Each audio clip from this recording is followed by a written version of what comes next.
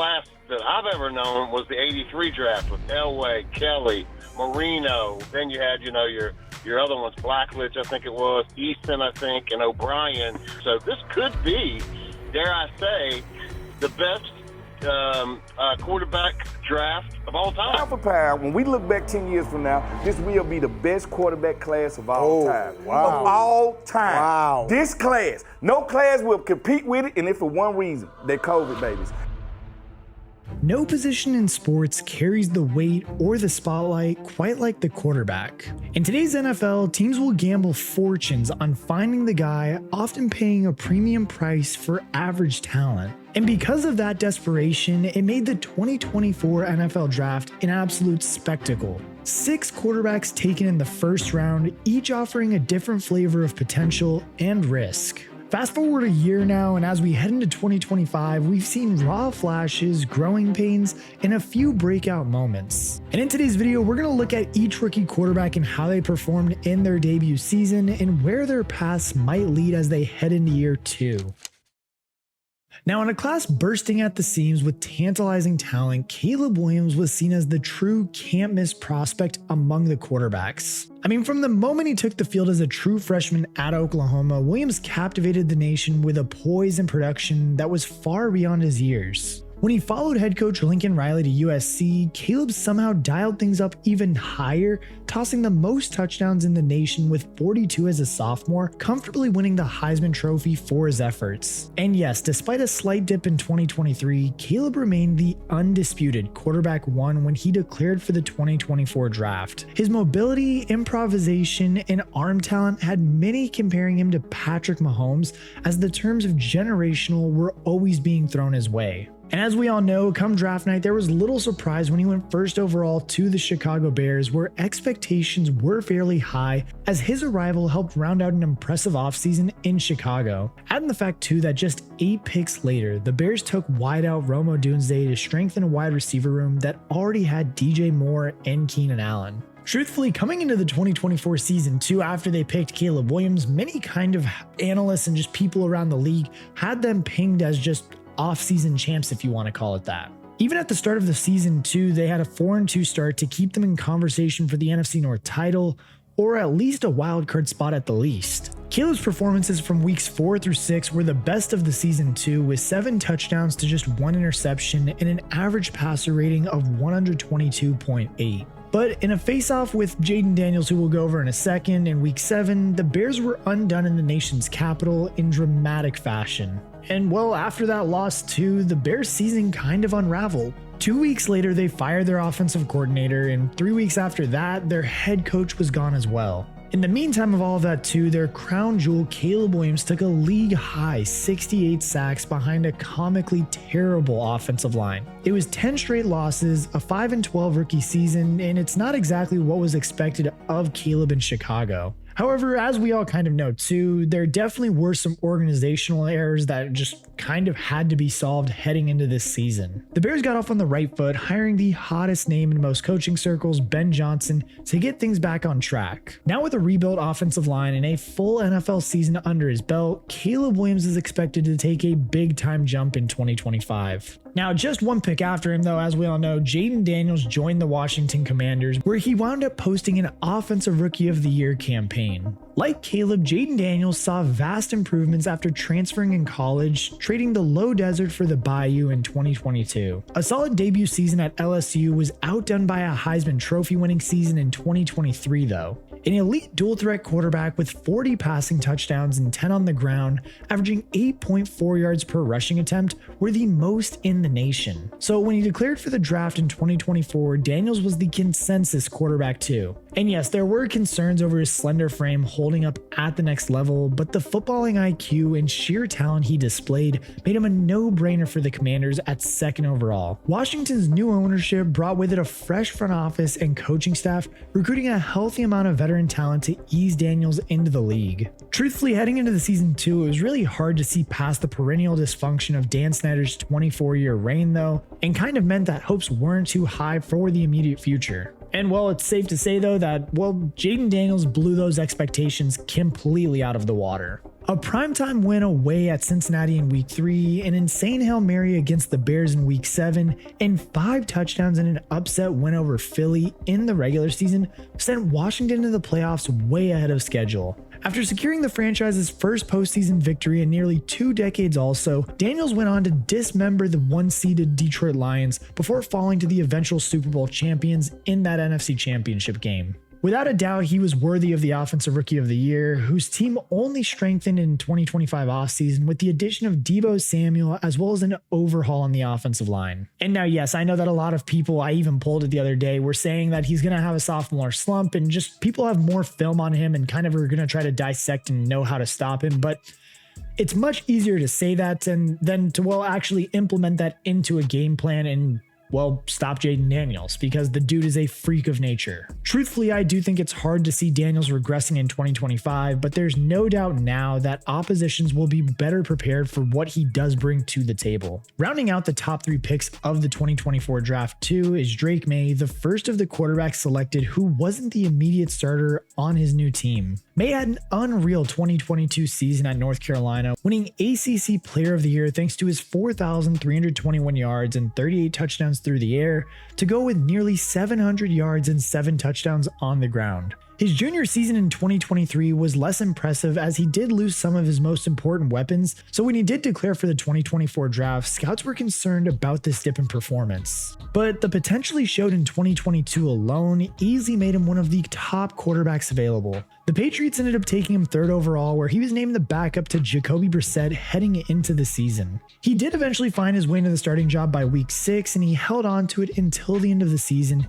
And while he did throw at least 1 interception in 7 straight games, Drake May did show glimpses of being special. He ultimately didn't have much talent around him, which understandably did see the Pats go 3-9 with May as their starter. But that's the thing, because the 2025 offseason has been full of change in Foxborough as the Pats moved on from their first-year head coach in Gerard Mayo in favor of Mike Vrabel. They also have the most free cap space in the league, which allowed for a free agency splurge on the offensive line and Stephon Diggs, as well as an offensive-heavy draft that should raise the bar significantly in 2025. And that's the thing too, I think people really should be more optimistic about Drake May coming into the season too, because he finally has the tools around him to succeed.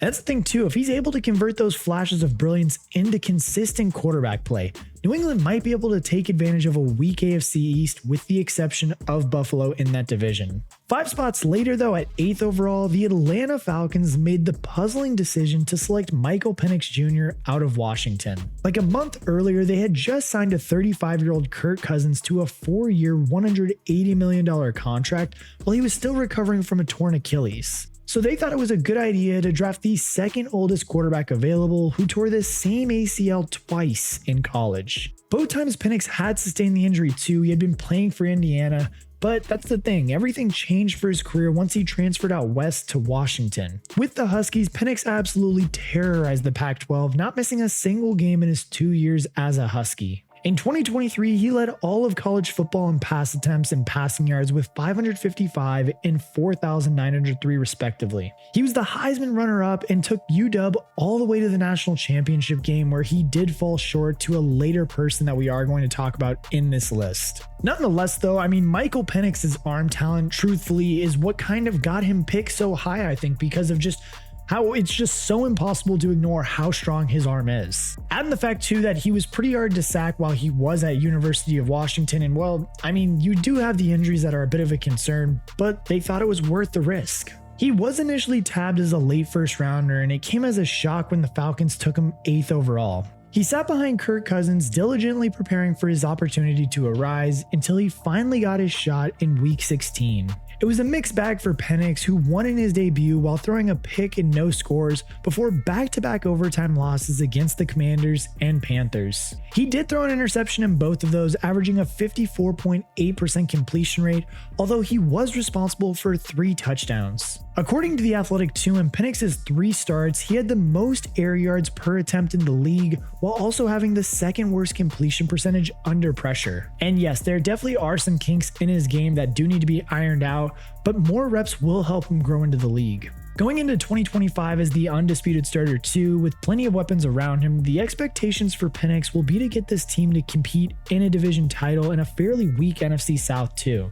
2 picks after Penix though, the Minnesota Vikings selected JJ McCarthy out of Michigan. The Vikings had also planned to afford their rookie quarterback time to learn under a veteran, with Sam Darnold running the offense going into 2024. McCarthy was a national champion with the Wolverines in college and was the youngest quarterback of the top quarterback prospects in this class. In Michigan's run-heavy offense, he really wasn't asked to throw much, which meant that his numbers weren't exactly jumping off the stat sheet. On film, however, McCarthy proved an efficient leader who was able to execute everything that was asked of him. And that's the thing too, when you have a guy that's a quarterback guru like Kevin O'Connell and you pair him with JJ McCarthy, it's needless to say that Vikings fans are very excited for the upcoming season. It did suck that in Minnesota's first preseason game, JJ McCarthy did tear his meniscus, meaning that he did have to sit out of the riveting 2024 campaign in Minnesota. But on the bright side, their 4-13 record is proof that there's plenty of talent on this team to not just challenge for the division title, but to earn one of the NFC's top seeds. On the other hand though, that does place a lot of pressure on JJ McCarthy heading into the 2025 season.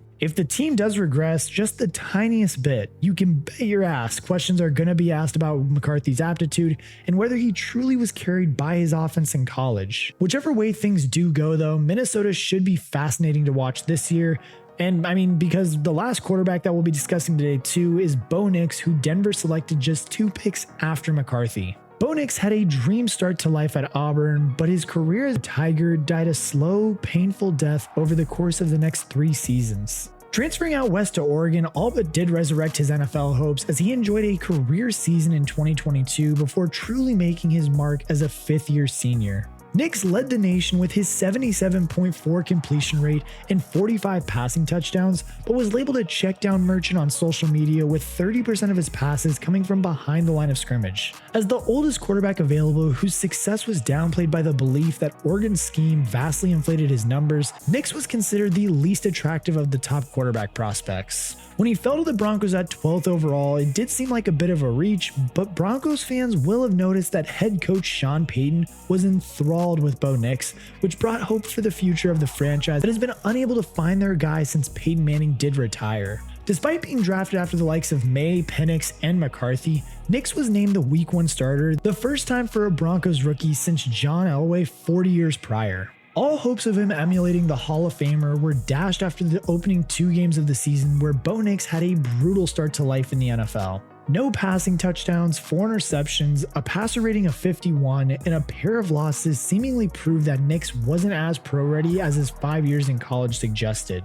But then things started to slowly pick up for him in Denver. From week 4 onward, Bo Nix threw 29 passing touchdowns with nearly double the passer rating and a completion percentage of 67.2 en route to a 10-7 record, the Broncos' first winning season in 8 years. They were blown out by the Bills in the wildcard round, but after some shrewd offseason moves saw them bring in Evan Ingram and J.K. Dobbins in free agency, as well as R.J. Harvey via the draft, all signs point to an improved playoff run in 2025.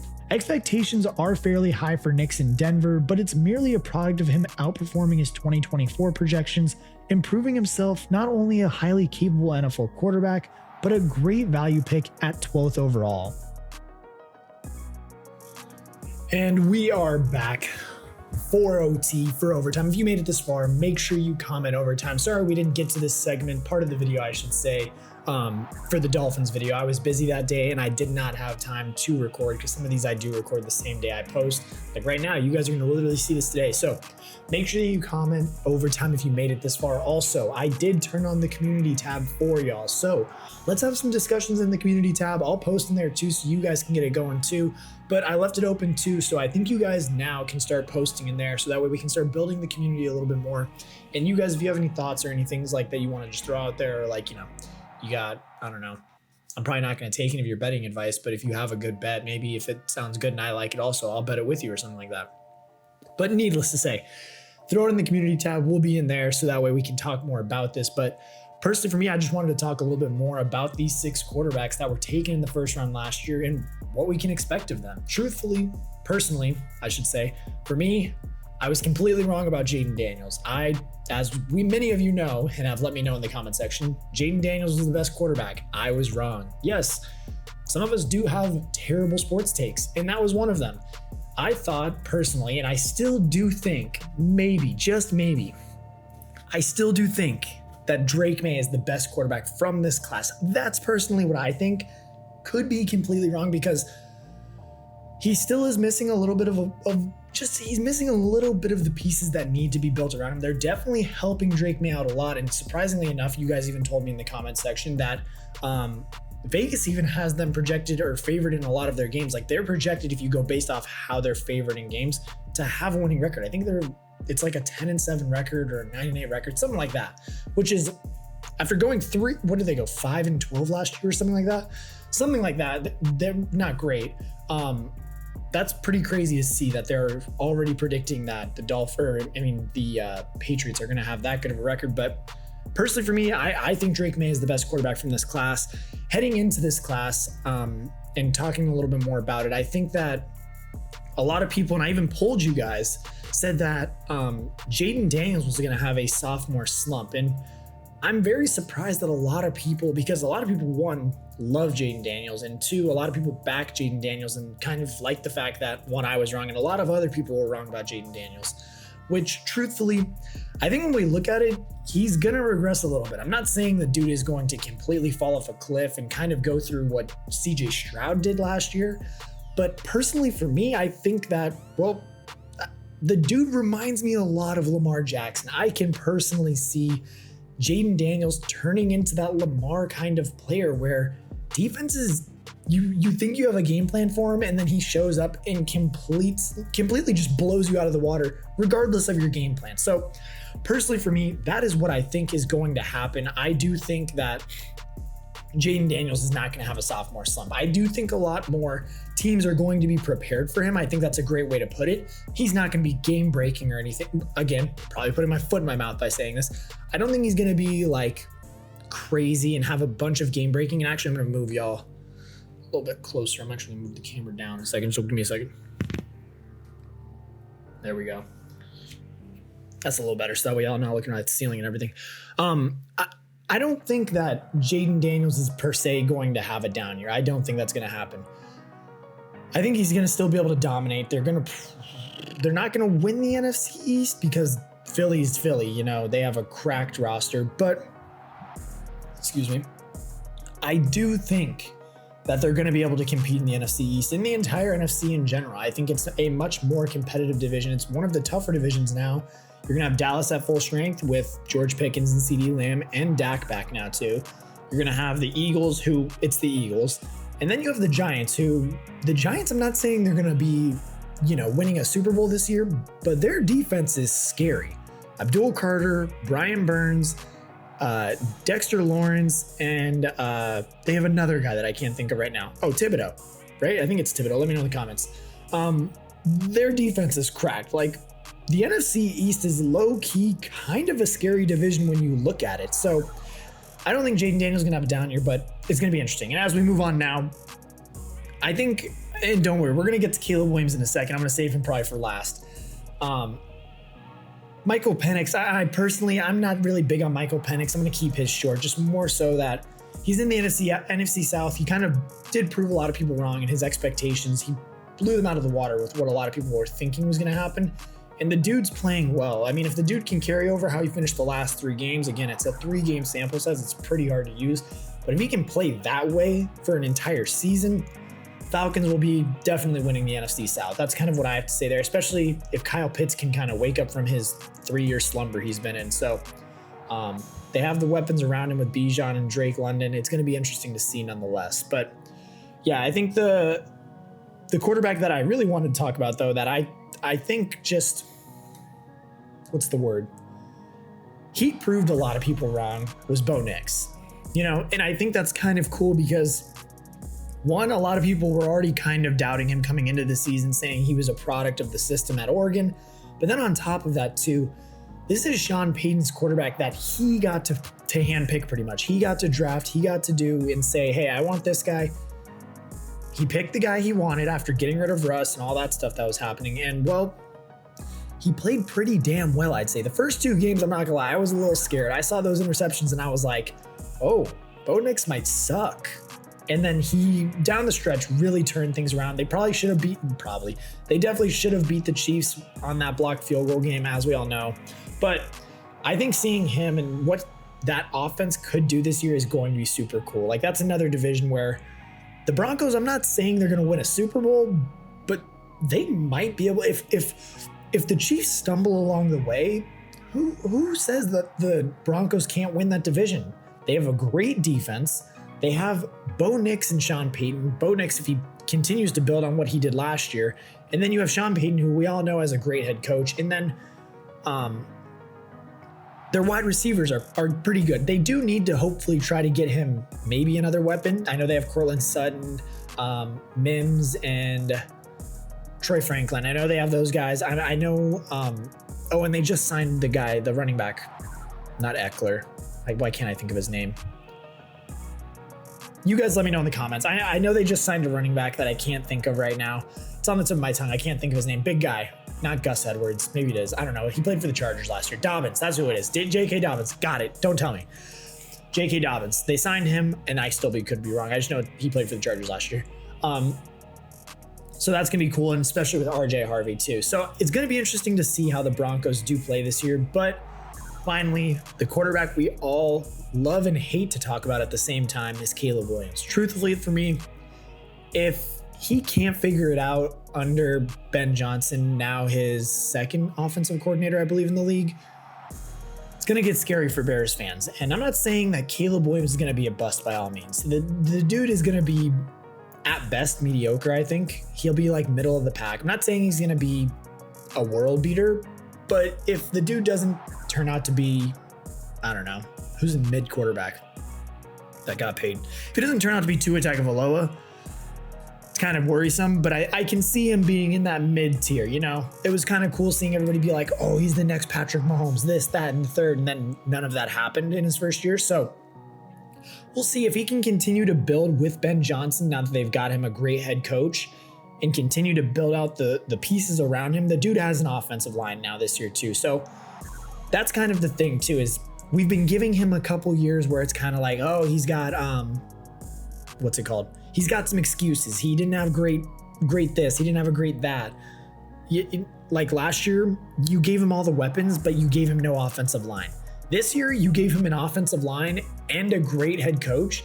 It's like, if it's not working now, is it Caleb or is it, what is the problem at that point, you know? So we'll figure it out, I think, this year, especially with all the drama that's happening. So needless to say, sorry for that noise. That's my computer. It's going to be interesting to see. What I want to know, though, is let me know in the comments what you guys think. Let me know truthfully who you think is going to be the best quarterback from this class. Is this going to be the greatest quarterback class of all time?